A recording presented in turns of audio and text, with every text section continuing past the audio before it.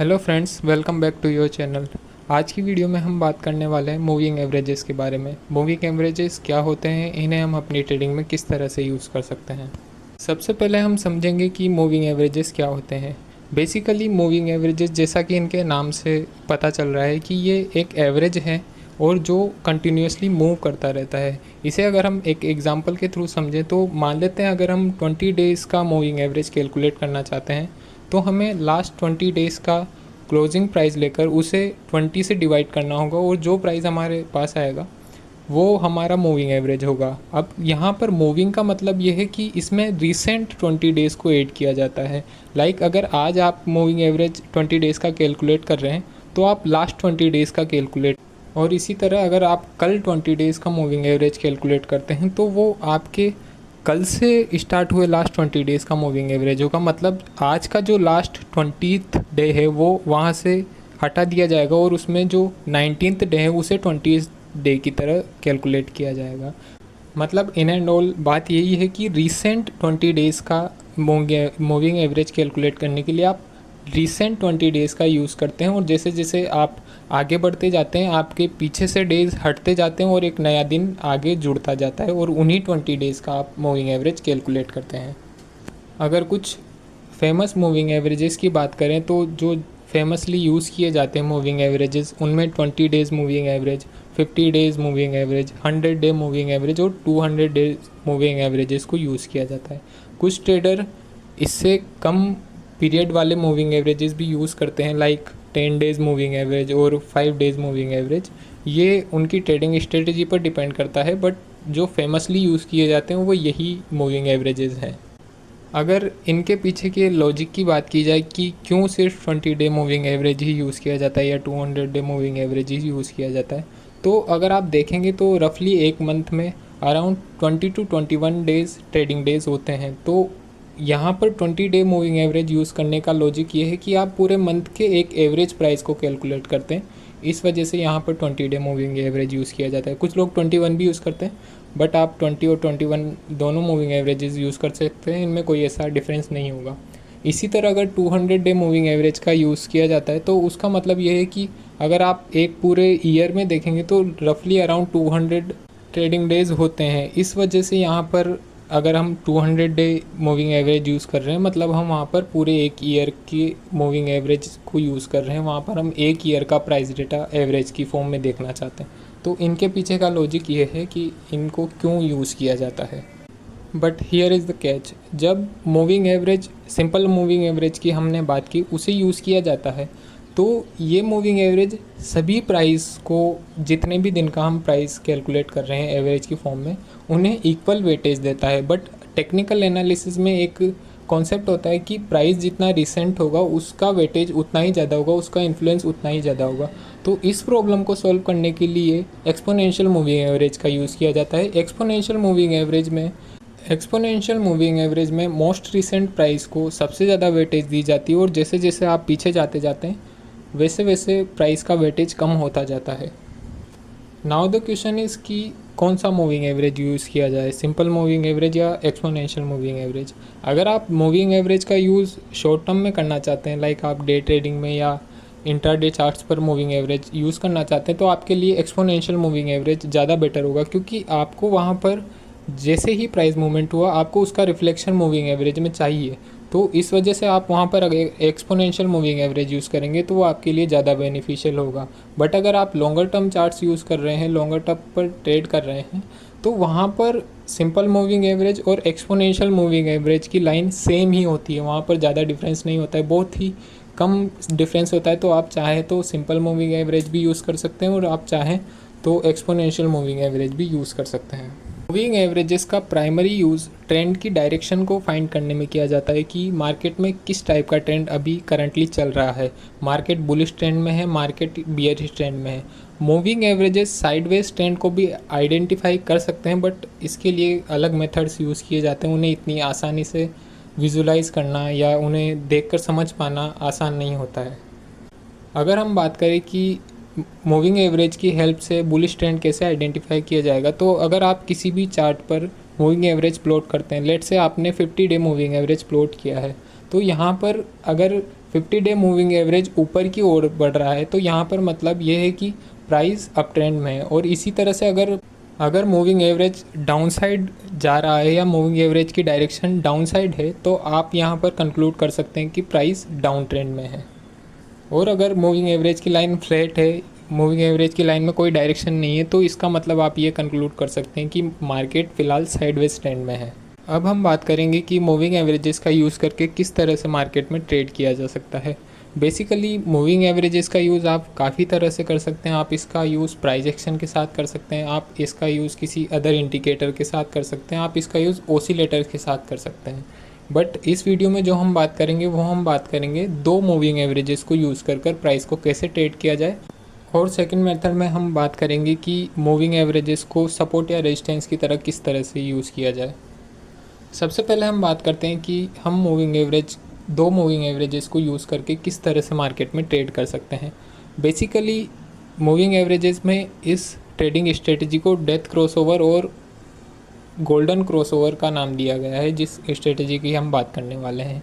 इस स्ट्रेटजी में आप दो मूविंग एवरेजेस यूज़ करते हैं, जिसमें एक मूविंग एवरेज शॉर्ट टर्म होता है और एक मूविंग एवरेज लॉन्ग टर्म होता है। जब शॉर्ट टर्म मूविंग एवरेज नीचे से ऊपर की ओर लॉन्ग टर्म मूविंग एवरेज को क्रॉस करता है तो इसे गोल्डन क्रॉसओवर कहा जाता है। और जब शॉर्ट टर्म मूविंग एवरेज ऊपर से नीचे की ओर लॉन्ग टर्म मूविंग एवरेज को क्रॉस करता है तो इसे डेथ क्रॉसओवर कहा जाता है।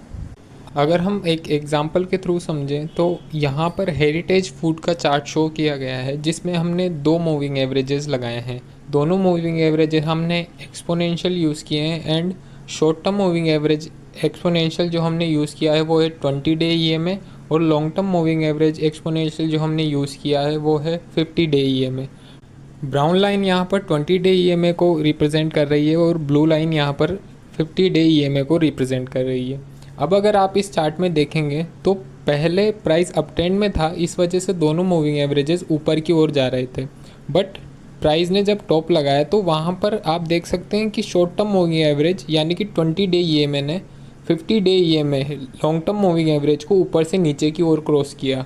इसे डेथ क्रॉसओवर कहते हैं और डेथ क्रॉसओवर हमारे लिए सेलिंग का सिग्नल होता है। मतलब अब इस स्टॉक में एक नया डाउन ट्रेंड स्टार्ट हो सकता है, आप चाहें तो यहाँ पर सेलिंग कर सकते हैं। आप देख सकते हैं कि डेथ क्रॉसओवर के थ्रू सेलिंग सिग्नल देने के बाद प्राइस काफ़ी नीचे आया है और प्राइस में एक नया डाउन ट्रेंड स्टार्ट हुआ है। अब हम समझेंगे कि गोल्डन क्रॉसओवर क्या होता है और इसके थ्रू हम कैसे ट्रेड्स ले सकते हैं। अगर आप नेक्स्ट एग्जांपल देखेंगे तो यहाँ पर चार्ट डिक्सन टेक का शो किया गया है। यहाँ पर इनिशियली दोनों मूविंग एवरेजेस नीचे की ओर जा रहे थे, मतलब हमारा प्राइस डाउन ट्रेंड में था। बट आप देखेंगे तो बॉटम के आसपास प्राइस में 50 डे EMA ऊपर की ओर था और 20 डे EMA जब नीचे की ओर था तो 20 डे EMA ने 50 डे EMA को नीचे से ऊपर की ओर क्रॉस किया। मतलब लॉन्ग टर्म मूविंग एवरेज को शॉर्ट टर्म मूविंग एवरेज ने नीचे से ऊपर की ओर क्रॉस किया। मतलब यहाँ पर गोल्डन क्रॉसओवर हुआ।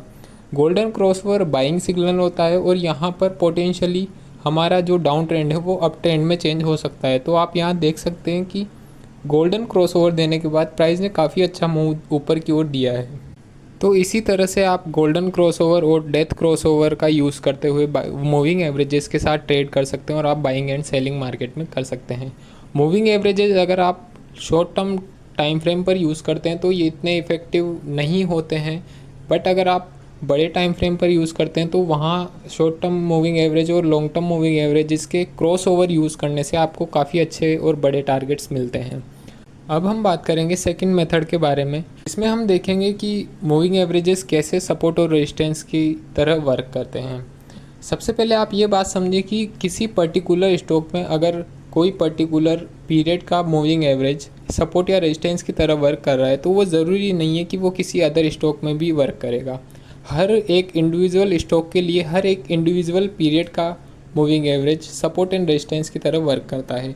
इसे अगर हम एक एग्जांपल के थ्रू समझें तो यहाँ पर टाटा पावर का चार्ट शो किया गया है और यहाँ पर जो मूविंग एवरेज यूज़ किया गया है वो 21 डे EMA है। आप यहाँ देख सकते हैं कि प्राइस कितने अच्छे तरीके से इस मूविंग एवरेज से बार बार बाउंस बैक होता है। मतलब आप ये कह सकते हैं कि टाटा पावर में 21 day EMA as a support और रेजिस्टेंस वर्क करेगा। तो इसी तरह आप इंडिविजुअल स्टॉक में इंडिविजुअल टाइम पीरियड के मूविंग एवरेजेस लगा कर देखें तो आपको दिख जाएगा कि किस तरह के या किस पीरियड के मूविंग एवरेजेस वहाँ पर सपोर्ट और रेजिस्टेंस की तरफ वर्क कर रहे हैं।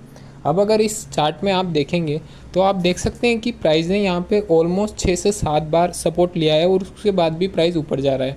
तो आप ये कर सकते हैं कि अगर आप अप ट्रेंड में कोई ट्रेड लिया हुआ है आपने और आप उसमें क्वांटिटीज़ ऐड करना चाहते हैं, तो जब प्राइस मूविंग एवरेज के पास आए और वहाँ पर कोई पॉजिटिव प्राइस एक्शन या पॉजिटिव कैंडल बनाए, तो आप उस टाइम पर अपनी क्वांटिटीज़ ऐड कर सकते हैं। या आप मूविंग एवरेज को अपने ट्रेलिंग स्टॉप लॉस की तरह भी यूज़ कर सकते हैं कि जैसे ही प्राइस इस मूविंग एवरेज के नीचे क्लोज होगा तब आप अपनी पोजीशंस को एग्जिट कर देंगे। तो इस तरह से आप मूविंग एवरेज को सपोर्ट की तरह यूज़ कर सकते हैं।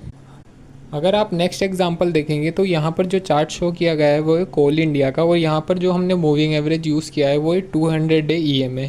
अब आप यहाँ देख सकते हैं कि 200 डे EMA प्राइस के थ्रू कैसे एक रेजिस्टेंस की तरह वर्क कर रहा है, और जब जब प्राइस इस पर्टिकुलर 200 डे EMA के पास जा रहा है तो वहाँ से एक सेलिंग प्रेशर फेस कर रहा है। तो आप इसे इस तरह से यूज़ कर सकते हैं कि अगर आपके पास सेलिंग पोजीशन है तो आप इसे as a trailing stop loss use कर सकते हैं, और अगर आपके पास सेलिंग पोजीशन नहीं है तो आप इस रेजिस्टेंस के पास प्राइस जाने पर अगर वो कोई नेगेटिव प्राइस एक्शन बनाती है या नेगेटिव पैटर्न बनाती है तो वहाँ पर आप सेल कर सकते हैं। यहाँ पर अगर आप सेल करते हैं तो आपकी प्रोबेबिलिटी ज़्यादा होती है कि प्राइस आपकी डायरेक्शन में जाएगा, क्योंकि ये एक रेजिस्टेंस की तरह वर्क कर रहा है।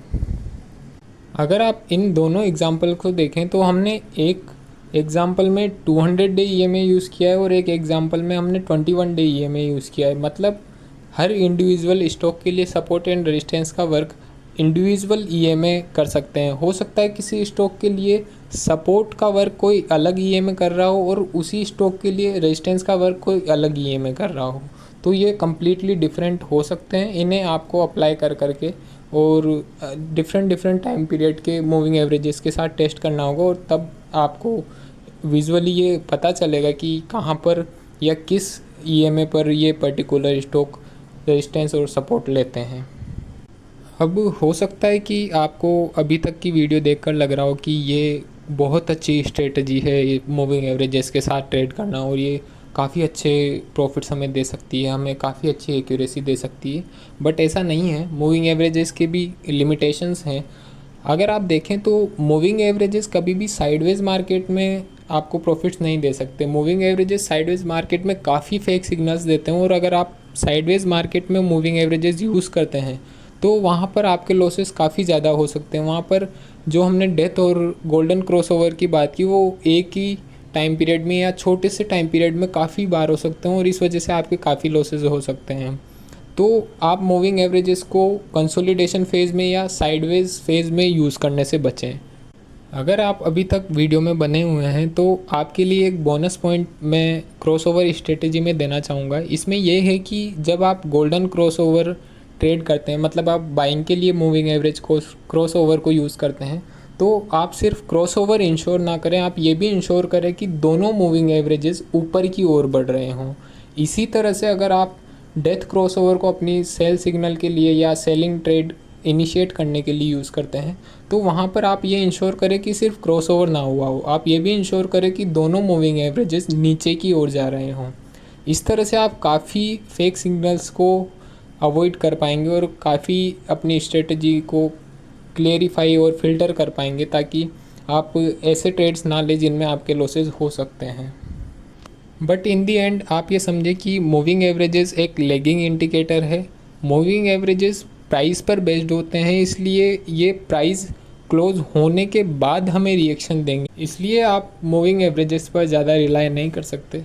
आप इनका यूज़ करके ट्रेड्स कर सकते हैं, बट आप ये ध्यान रखें कि जब आप मूविंग एवरेजेस का यूज़ करके ट्रेड कर रहे हैं तो आप अपना रिस्क रिवॉर्ड रेशो बढ़ा रखें, क्योंकि मूविंग एवरेजेस के साथ ट्रेड करने में हमें स्टॉप लॉसेस काफ़ी ज़्यादा लेने होते हैं। मतलब हमारी जो एक्यूरेसी होती है मूविंग एवरेजेस के साथ ट्रेड करने में वो इतनी अच्छी नहीं होती है। तो आप अपने रिस्क टू रिवॉर्ड रेशो काफ़ी अच्छे रखें, ताकि अगर आपके लॉसेस होते भी हैं तो आप अपने रिस्क टू रिवॉर्ड रेशो की वजह से ओवरऑल प्रॉफिट्स में रहें। बेसिकली मूविंग एवरेजेस का यूज़ मार्केट ट्रेंड डिसाइड करने में किया जाता है। इसका यूज़ एज अ एंट्री और एग्ज़िट काफ़ी कम किया जाता है। तो आप अगर मार्केट ट्रेंड डिसाइड नहीं कर पा रहे हैं तो आप मूविंग एवरेजेस का बिल्कुल यूज़ कर सकते हैं। मेरी नज़र में मूविंग एवरेजेस को यूज़ करने का बेस्ट वे है उन्हें एज अ सपोर्ट और रेजिस्टेंस यूज़ किया जाए। ये काफ़ी इफ़ेक्टिव तरीका है और इससे आप काफ़ी अच्छे ट्रेड्स ले सकते हैं। आप अपनी ट्रेड्स को सही टाइम पर एग्ज़िट कर सकते हैं। अगर आपको वीडियो अच्छा लगा तो वीडियो को लाइक और शेयर ज़रूर करें, हमारे चैनल को सब्सक्राइब करें और हमें कमेंट्स में बताएं कि हम और किन टॉपिक्स पर वीडियो लेकर आएँ। अगर आप एंजल वन या फायर्स में डीमैट अकाउंट ओपन करना चाहते हैं तो आप डिस्क्रिप्शन में दिए हुए लिंक के थ्रू अकाउंट ओपन कर सकते हैं, और अगर आप इस प्रेजेंटेशन की पीडीएफ डाउनलोड करना चाहते हैं तो आप डिस्क्रिप्शन में दिए हुए लिंक के थ्रू उसे भी डाउनलोड कर सकते हैं। Thanks for watching.